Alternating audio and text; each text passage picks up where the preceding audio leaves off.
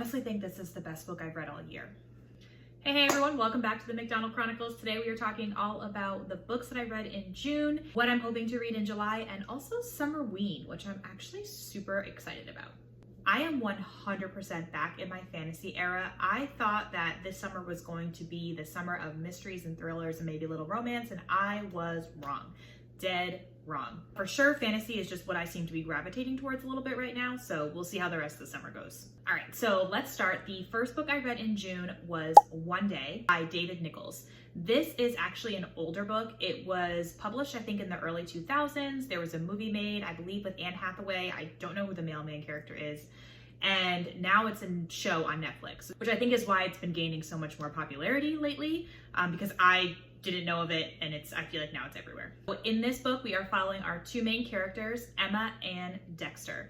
Basically, what happens is they meet, 1988, college, like drunken hookup night, and then they go their separate ways. And the way the book goes is basically July 15th of every single year for 20 years, just kind of shows where they are in their lives and if they're communicating with each other, what that looks like. I loved this book.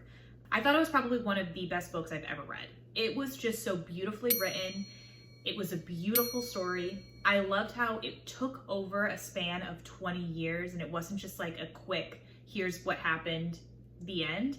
It was 20 years in the making, and you saw a little snippet of their lives every year. And you would think that maybe that wouldn't be enough because you wouldn't be able to keep track, right? But it was beautiful.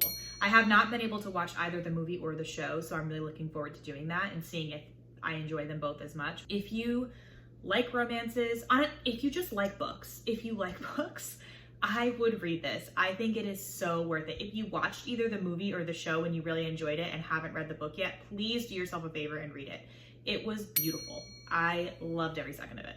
Highly, highly recommend. Then I read Then She Was Gone by Lisa Jewell. I also liked this book. There were some parts that were a little weird. So basically the premise of this book is there is a girl named Ellie who disappears, and 10 years later, her mom, whose life is kind of broken now, she's never really recovered from Ellie's disappearance. So Laurel meets this new guy, and she walks into his house and she sees Poppy, who looks exactly like Ellie. It was definitely a good book. Like, I would say I was turning the pages. I read it really quickly. It was fast paced. Let's just say when you read the back of the book, I thought something completely different was going to happen based on what I read on the back of the book than what actually happened.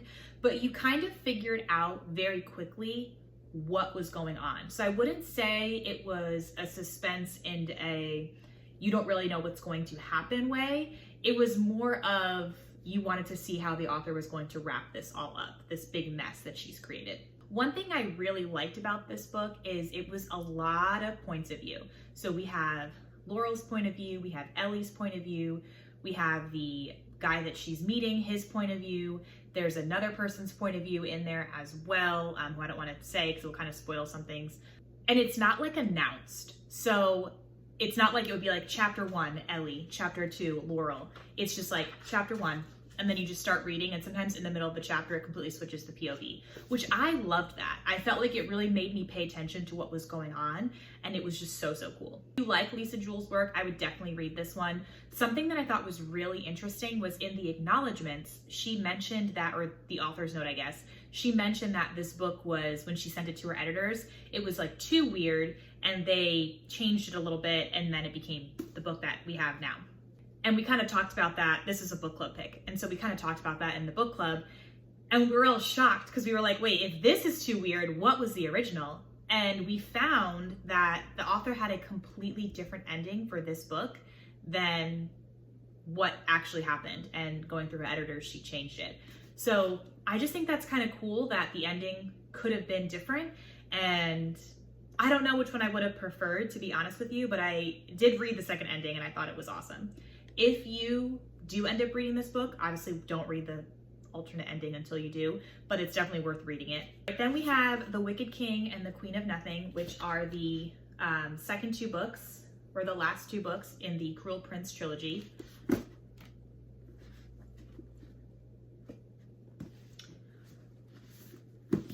After finishing this trilogy, this is going to sound dramatic, but I felt lost.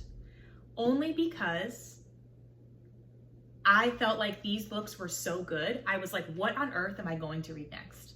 I can never read another book. I literally had that thought. I was like, what am I going to read? Because I couldn't bring myself to read. So this is a complete trilogy, and then there's 3 more books starting with The Stolen Heir, which I read like a snippet and it sounds like it's in the world of the younger brother. And I wasn't ready because I was like, no, I can't. I'm like too in this. This trilogy, if you like young adult fantasy at all, I know I'm late to the party. I know everyone has probably already freaking read this. But if you even like young adult fantasy, even just a smidge, and you haven't read this, you have to read it. You have to read it. It was so good. I finished the first one and then immediately ordered these 2. So there was like a week span between me reading this and me reading these. Immediately after I finished The Wicked King, I read The Queen of Nothing. The people who read this when it first came out, how did you wait between these 2? I literally don't know. I don't know how you did it. It was so good. Like, this is a series that I want to reread because I feel like I read it really fast. I went through it like at lightning speed because I wanted to finish it. But now that I know how it ends, I want to reread it and just kind of pick up all the little things that I might have missed, clues about things that, came out in this book that I probably could have picked up on in the first 2, but maybe I wasn't paying close enough attention because I was just too into the books. But it was amazing. So I would say this series, dare I say, maybe a 5-star series. I don't know. It was so good. Again, if you like young adult fantasy even a little bit and you haven't read this, you have to. You literally have to. And then I finished Slow Productivity by Cal Newport. It's something I've been listening to audio to for what feels like years now. It was okay. Maybe I just didn't like the audio, to be honest with you. Basically, the premise of the book is just kind of to slow down and to be productive, but maybe you don't have to be so productive. You think of all these great people and you think, they woke up on Monday and they were famous on Tuesday, but really it took them years and years and years. And maybe their best work came out because instead of taking 2 weeks, they took 12 years to do it. While I did like that, it was interesting. I just didn't love experiencing the book. I really maybe think it was the audio. And I sped it up a little bit. Maybe I shouldn't have. Maybe it was just something that I needed to sit down and read. So I'll give him the benefit of the doubt for that. There is, I think, something in saying we don't need to do everything so fast. And one of the points that he kind of brings up that also is brought up in another book that I'm reading called 4,000 Weeks is really just the more work you do, the more work you have to do. And so I definitely feel that, and I think we can all feel that, especially as a parent. Like, you're never done with your list. There's always something that can be done. So it's more about picking, what do I want to do? What do I actually need to do? And can this project that I think needs to take 1 year take 12?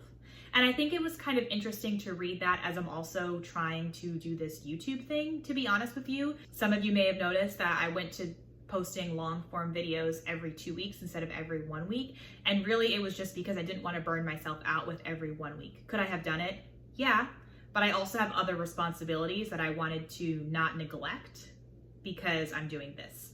So I would say in that respect, it kind of made me think about what is it that I'm doing and do I really want this never-ending to-do list?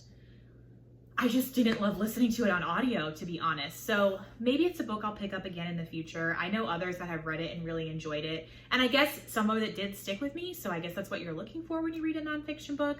But the experience of actually listening to it was just not my favorite. Then we have Harry Potter and the Chamber of Secrets. There's a Christmas card in here. What the heck?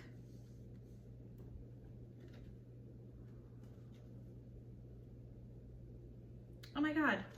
You guys, that's awesome. I did not know. Huh. This is from, so I got these books when I was studying abroad in London and I was teaching at the time. And I must have just shoved it in here and not even realized it. I've been reading it on my iPad, so that's why I haven't opened it. That is so weird. It's a Christmas card from one of my students like 15 years ago now. Well, like 10 years ago now. That's insane. Okay, anyway. So I read the second Harry Potter book. My goal this year was to reread the series. and I basically have to read one a month. So stick around for that if you would like to hear about all of my rereads. This month it is Harry Potter and the Chamber of Secrets, the second book. Obviously I loved it. I'm about to say a spoiler, so if you've never read it, fast forward in maybe 2 minutes or so, and I'll put spoiler up here so you know when it's over. I didn't realize in the book, because I guess I haven't read it in a really long time and I've just watched the movie a bunch in between, they make it, or J.K. Rowling makes it so obvious that it's Ginny. There are so many times in this book that it's they'll talk about the blood on the wall, and then Harry will randomly look at Ginny and be like, Ginny looks so distraught. So many random times that they're just bringing up the fact that it's obviously Ginny. And I obviously missed that the first time I read the book. But I don't feel like in the movie they kind of bring that up as much. I think in the movie it's more of a surprise to you that it's Ginny. I'll have to rewatch it now with that lens and see if it's really a surprise or if they give more clues. But I feel like in this, there are so many clues. I mean, I don't know how you could get to the end of this at this point and not realize it's Ginny. So, or at least have an inkling she's acting weird. Okay, spoilers over. But anyway, yeah, obviously I loved it. It's been really great rereading it. And the whole time I've been rereading it, I've been thinking I really should have just annotated this. But the problem is I have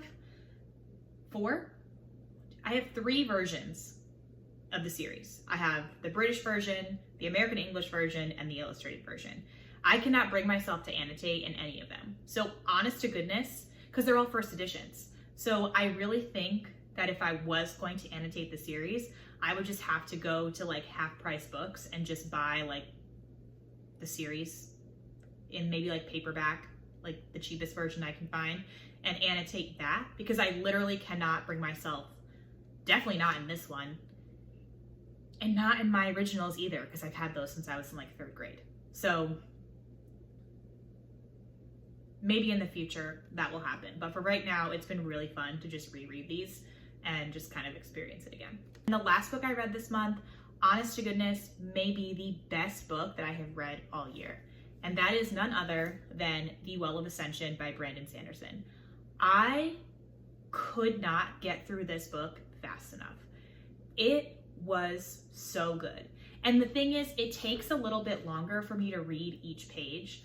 Something like The Cruel Prince, I can read 100 pages a night, no problem. Finishing this book in 2-3 days was not a stretch at all.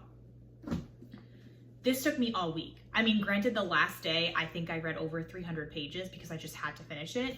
But this was so good. Again, if you like fantasy and you have not read any Brandon Sanderson, you have to do it. I read Mistborn by him a few months ago. I think it was in January or February now at this point. And I liked it. I did enjoy it, but I felt like it started off really slow. There was not even a slow paragraph. It started off strong and it just got more and more intense as the book progressed. I did not see the ending coming. It was amazing.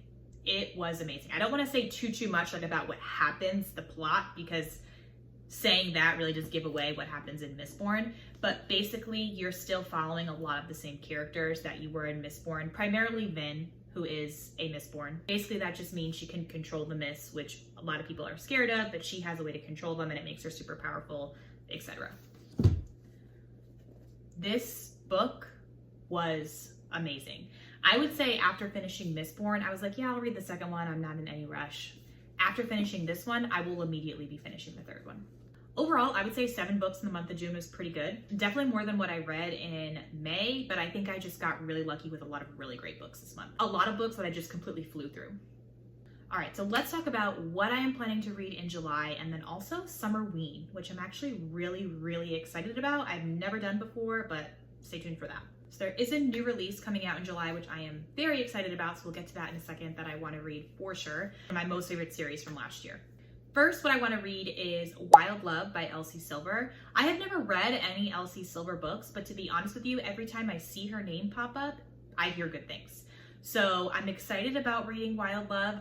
I really don't know much about it, except for the fact that people seem to love it. It is a romance book, and I believe it just came out this year. So it just seems like the perfect poolside read to read in July.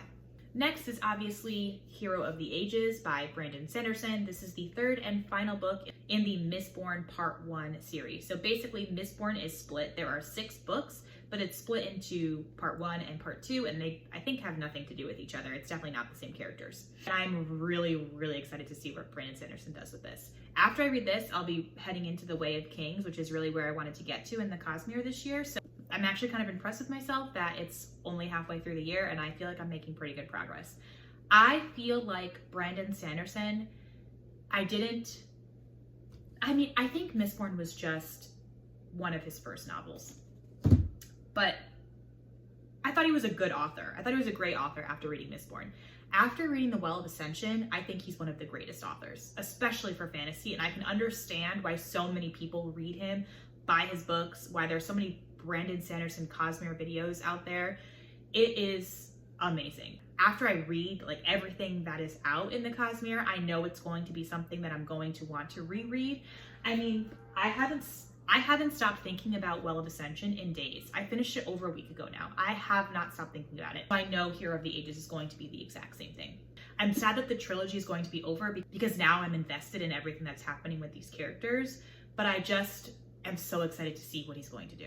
Nonfiction book this month is All That Remains. I am in a book club, and this is basically one of the books that we picked. It is a like true crime book club, so we read a lot of mysteries, thrillers, or nonfiction related to mysteries and thrillers. Basically, one of the sentences in the back of the book says, "It is a treat for CSI junkies, murder, mystery, and thriller readers, and anyone seeking a clear-eyed guide to a subject that touches all." I think she really goes into like the forensics, the science part of it. So I'm interested to read about that. I'll be honest, sometimes nonfiction mysteries, thrillers are not my favorite, but I was not excited to read American Sherlock, which was also chosen by this book club, and it ended up being one of my favorite books that I've read so far this year. So I definitely want to give this one a chance and see how it goes. I'll probably, because it's kind of larger, this to me seems like a good one to do like a mix between reading and audio. And then the new release that I'm so excited about is Body in the Backyard by Lucy Score. This is the, I want to say 4th book in the Riley Thorne series. I completely missed this was coming out this month, and I was just looking at Kindle Unlimited of some books that I wanted to read next, and it was like, hey, you might like this book. And I was like, what? How did I miss this? The last time I saw it, I thought she was just writing it. I didn't realize it was coming out already this year. So I am so excited. The Riley Thorne series is basically I would say it's like a mystery romance type series. Riley is a psychic. The other character in the book is Nick, who is a private investigator. So you kind of follow them through their journey, and there's different things going on. I don't want to say too much because I've already read 3 books from this series, and that will give a lot of it away. I'm really excited to read it, to see where their journey goes next. It does have all of the spice that normal Lucy Score books have, but if you're someone that did enjoy the Knock 'em Out series and you also enjoy mysteries, I think this would be a great one for you. So let's talk about Summerween.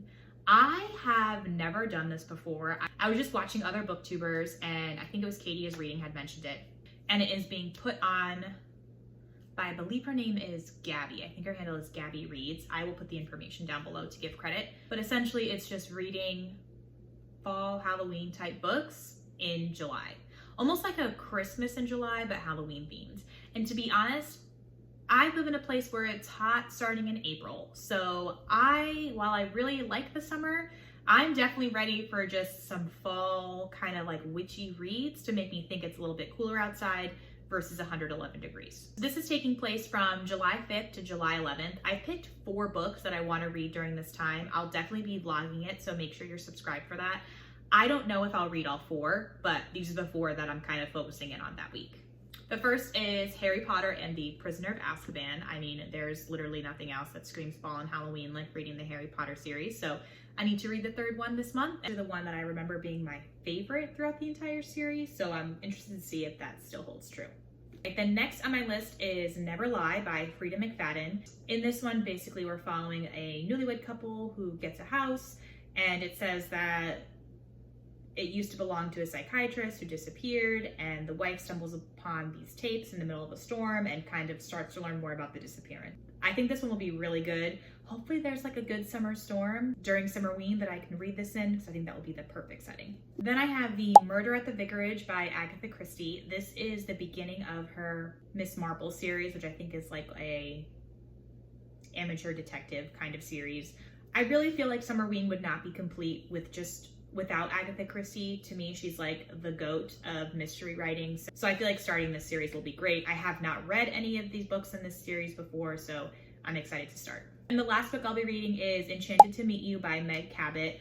I don't know a lot about this book. I just know the main character is, I think, a witch, and some people like vampires, some people like ghosts. To me, Halloween's all about witches, and so if I'm gonna do Summerween, I have to have a book where a witch is the main character. It was on my list last year in the fall, but I just couldn't get a hold of it at my library, because honestly, that's kind of one of the advantages of doing Summerween is all the books that everyone's going to be fighting over in October, I'm going to be reading now. So it's kind of cool. Make sure you stick around for that. I will be definitely posting a Summerween reading vlog in the next couple of weeks. If you enjoyed this video, please go ahead and like, comment, and subscribe. It supports my channel and lets me know that you're looking for new videos like this. Go ahead and leave a comment down below on what books you are reading now, or if you've read any of the books on my list. I would love to hear your thoughts. I'm always looking for new recommendations. All right, well, we'll see if my fantasy era continues in July, or maybe I'll be switching back over to mystery and thrillers again, but I guess there's only one way to find out. So I will see you next time.